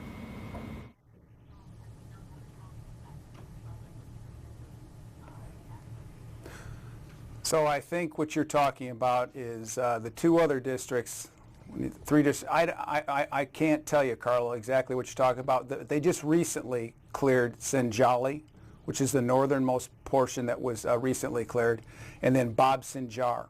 And so as the Iraqi security forces continue their operations, they've got Ashifa district, which is across from both of those districts as they move east towards the Tigris. Okay, next to Idris Ali from Reuters. Sure. If in terms of a timeline, what are you thinking in terms of completely clearing out Mosul? Are we thinking next couple of days, weeks? It seems like it's, almost there, but not there completely.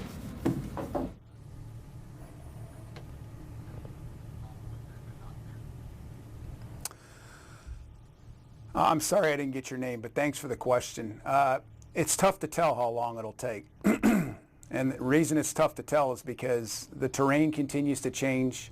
ISIS becomes more desperate, and it's just tough to say how long it'll take.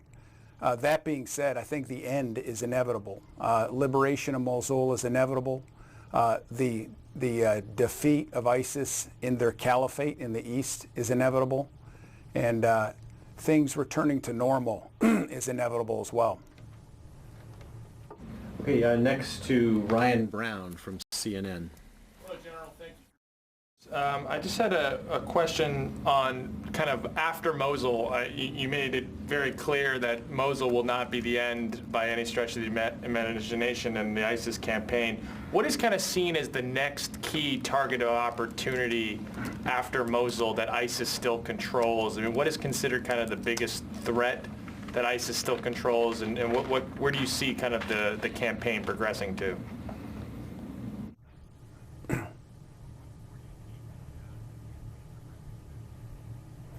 Well, thanks for your question. It's tough to tell exactly where we'll go next, but if you look at, there's other areas in Iraq, urban areas, that have yet to be liberated.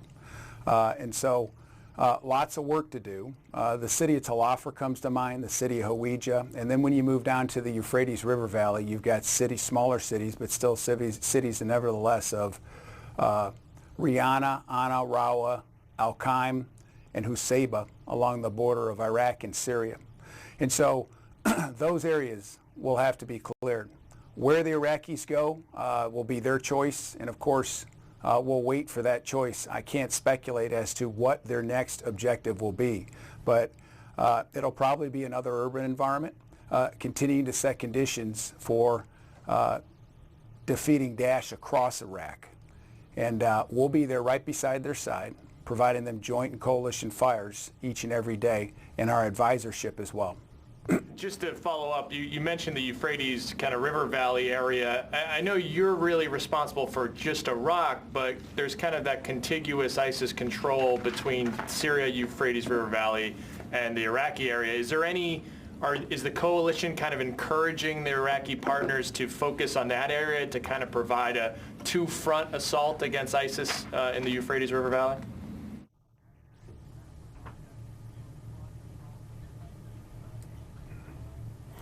Well, you bring up a great question. We're a partnered force, and so with being a partnered force, the first thing you've got to do to really succeed is you've got to subordinate yourself, your time, and your agenda to your partner's agenda. And so that will be the choice of the Iraqis as to where they go next and when they go to the Euphrates River Valley, which eventually will happen.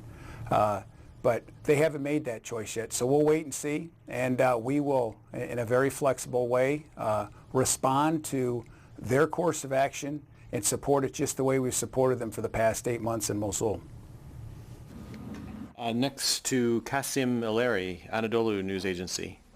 Hi, General. Thanks for doing this. In these two quarters in Mosul, in districts, the Al-Shifa and Old Mosul, how many ISIS fighters do you think are there currently in these two districts?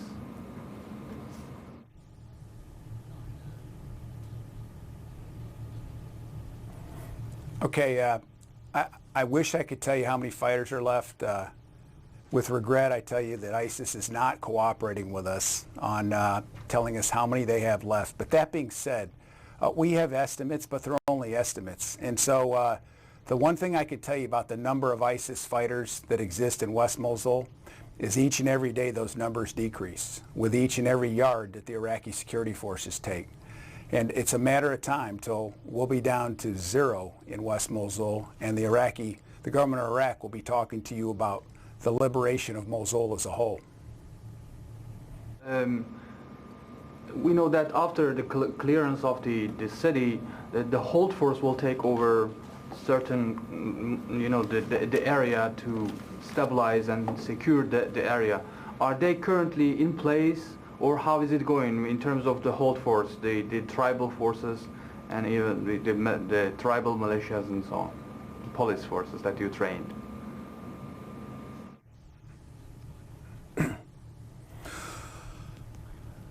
So talking about the breakdown of the different forces, that'd be a great question to ask the Iraqi security forces, the government of Iraq. What I can tell you is that the Iraqis understand what the right combination of security forces are to be able to stabilize post-liberated environments. East Mosul is a great example of that. There's a combination of security forces that exist over there under this leadership of one single general officer who oversees that so that they can continue to secure the environment and allow the essential services to continue to flow in. And so They've got the right recipe for that. We don't know exactly how they're going to do that in West Mosul yet, but they've got the resources to do it. And based on what I've seen in East Mosul, I got a high level of confidence that they'll have the right hold forces in place. Thank you. Okay, Courtney Kuby from NBC News. Hi, General Martin. So you mentioned that there are several other cities and areas in Iraq that would still need to be cleared out of ISIS, but I know when the Mosul campaign first started, there was a lot of talk about how this was, one of these last major fronts that ISIS has in Iraq. So once Mosul is cleared, do you anticipate that the U.S. presence in Iraq may be able to draw down a bit? And then can you give us any sense of, I know you can't talk about specific numbers of ISIS that may be in Mosul, but do you have any sense of how many hundreds or thousands of ISIS fighters may be in Iraq as a whole outside of Mosul that you would have to face after the Mosul campaign is over?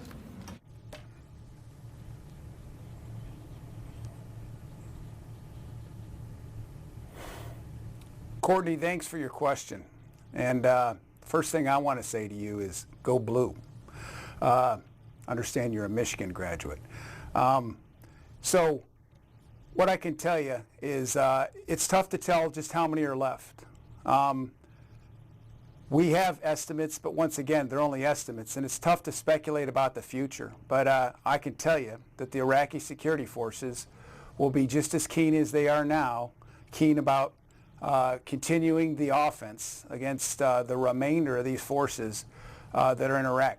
Now, we've got several other operations that are ongoing with our partners across Iraq that continue to disrupt Daesh's ability to train, their ability to recruit, and their ability to destabilize areas that have been previously stabilized. And so regardless of what the end state number may be, the determination of the Iraqis and the commitment of the coalition right by their side is what we'll use to defeat ISIS in Iraq in the end. So you don't anticipate that that the end of the Mosul campaign will signal any kind of a potential for a decrease in U.S. troop presence in the country, in Iraq as a whole?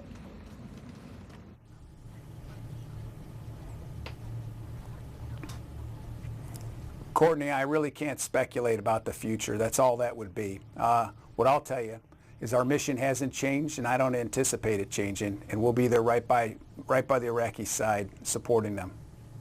Just say go blue, and it's totally our year for football this year. So I'm putting that on the record for everyone in here. It's our year. Thank you. Corey, Stars and Stripes. Hey, sir, I want to ask about what's left in Mosul. What are you seeing ability-wise from the remainder of the ISIS fighters there? Are they able to launch large-scale counterattacks? Are they still using VBIDs? It seems like they've been, kind of pinned down for a while. So how capable are they of, reinforcing themselves and such?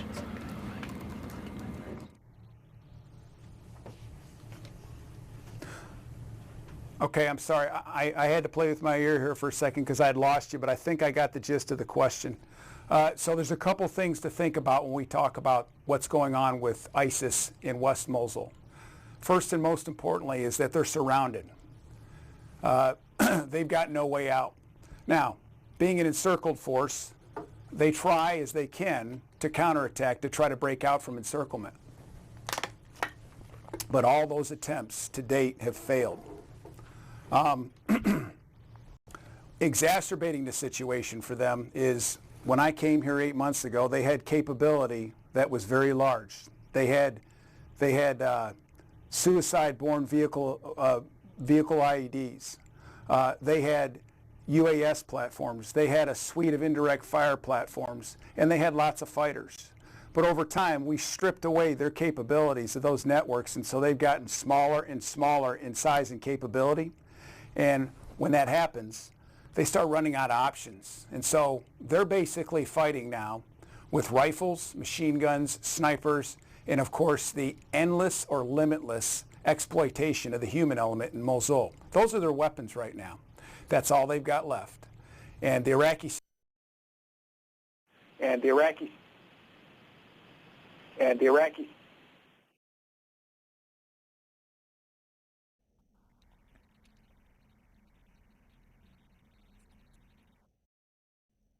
Sorry about that, ladies and gentlemen.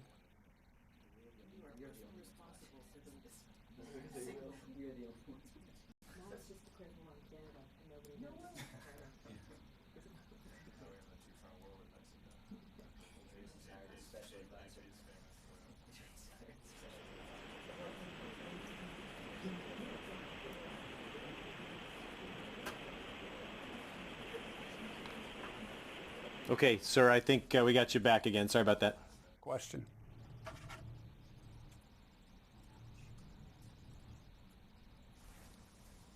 Good. So Jeff, can you hear me now? We got you back. Sorry about that. I'm sorry. He's calling again. We lost him again.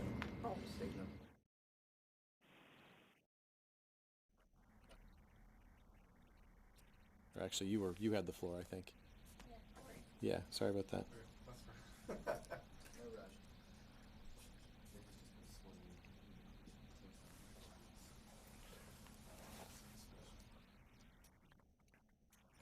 Okay, sir, I think we see you back again. Can you hear us? See you back again. Can you hear us? See you back again. Can you hear us? About me. I just wish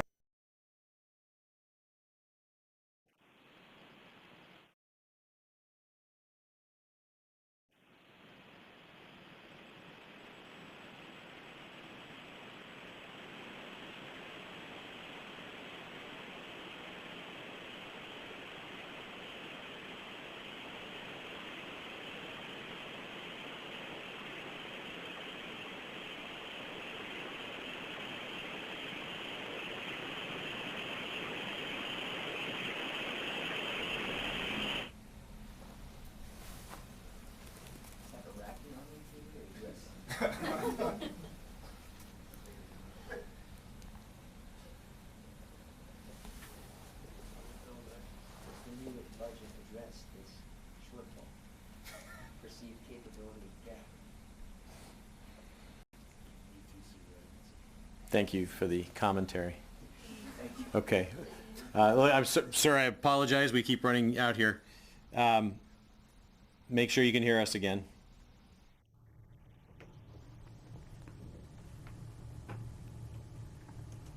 I can hear. I've always been able to hear you guys loud and clear. How do you hear me? Yes, sir. We got you back. I'm sorry. Corey Dickstein, if you wanted to finish up. I just wanted to verify what I think you were saying when you cut out the first time. But you were saying that they're basically down to just rifles, sniper rifles and that kind of thing. That they don't have VBIDs or any of that capability anymore.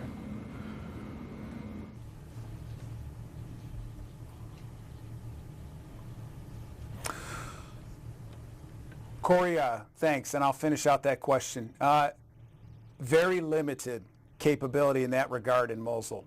There's a whole host of reasons for that, most of which I'm not prepared to discuss in this particular venue for all the right reasons. But they're basically down to rifles, grenades, some anti-tank weapon systems, machine guns, and of course, most importantly, that needs to be reported, their endless or limitless exploitation of the human element that remains under their tyranny and oppression in West Mosul.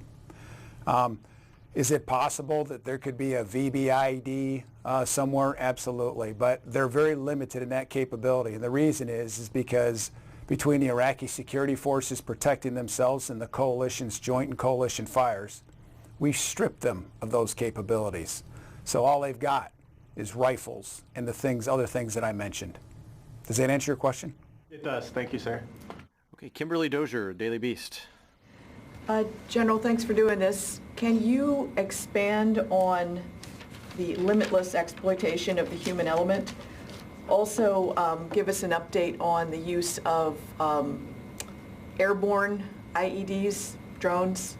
And there was an arrest, or there was a notification by the Treasury Department that 2 ISIS followers involved in WMD have been put on notice. Can you give us an update on the use of WMD against Iraqi or your troops inside Iraq?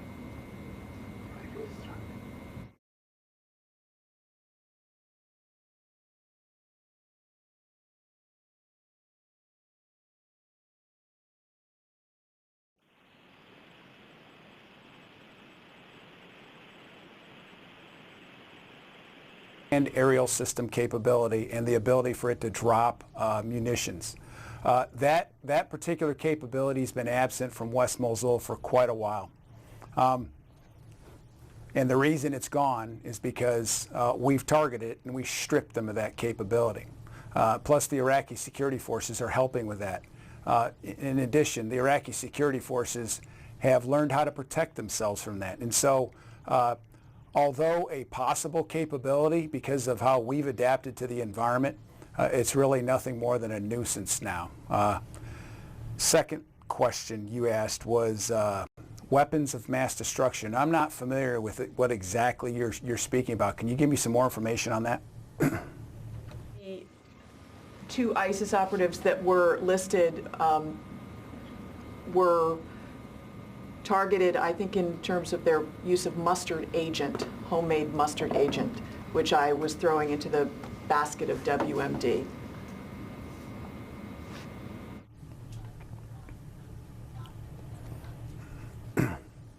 Okay. What I'll tell you is ISIS has tried in many different ways to develop and utilize chemical weapons in the environment, but here's the facts. It's been insignificant operationally, and that's because the Iraqi security forces are properly equipped with the protection equipment they need. They're properly trained on how to counter those if they happen to run into them. Our coalition partners and of course the coalition are equally equipped and trained and ready to counter that. And so it has not been of significant impact so far. The report you refer to, I have not heard yet. But I will tell you that the Iraqi security forces are prepared and the coalition's prepared should they want to use any chemical weapons.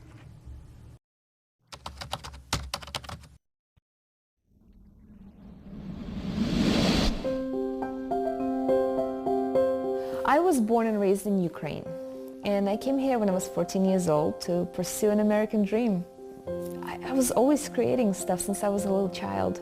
All of the walls were painted, my notepads were painted, everything, everywhere I could paint, I always did. Like there's always doodles and in every single book I was reading. I started by doing face painting and I was doing it for about a year or two. I'm the type of person that I always like to take it to the next level. It's like, okay, what's next? What's next? You know, I'm already done with face painting, now what? And I went to a face and body art convention in Florida, and I saw that people were doing body painting, and I'm like, oh my God, this is so exciting. It's so much better than just face painting because now I can do all my art with the body painting as well, and that's how body painting came along.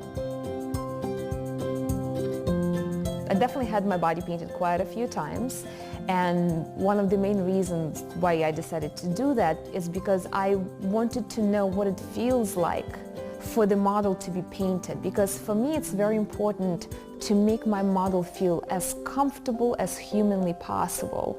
And in order for me to understand that better, I chose to be on the other end of the brush so I can learn this experience. Initially, when I was exposed to this career, my parents did not support me at all. They wanted me to be a lawyer, a doctor. I'm actually the first person in my family that does not have a college degree. But at the same time, I'm the most successful one out of my whole family. When I pick up a brush, it almost like I'm getting into my own zone, in my own little world, my comfort zone. Very often my models try to talk to me throughout the process, but it's so hard for me to even keep up a conversation because I'm so focused about what I'm doing, and I'm so inspired that it totally takes me out of this world. It's almost like a drug. I have moments in my life that I get focused on one particular design or color. A few years ago, I got my first car, and everything had to be zebra. Like, even my dog was not allowed in the car unless he was dressed up in a zebra outfit. And now, as I purchased my first house, everything in my house is colored teal. Everything. I am a huge fan of Tom Jones. What's new, pussycat? Whoa, whoa, whoa, whoa, whoa. Oh my God. Okay, so that's how obsessed I am. For some reason, for some really weird reason, inspires me. When I wake up in the morning and I turn on his music, nothing else matters.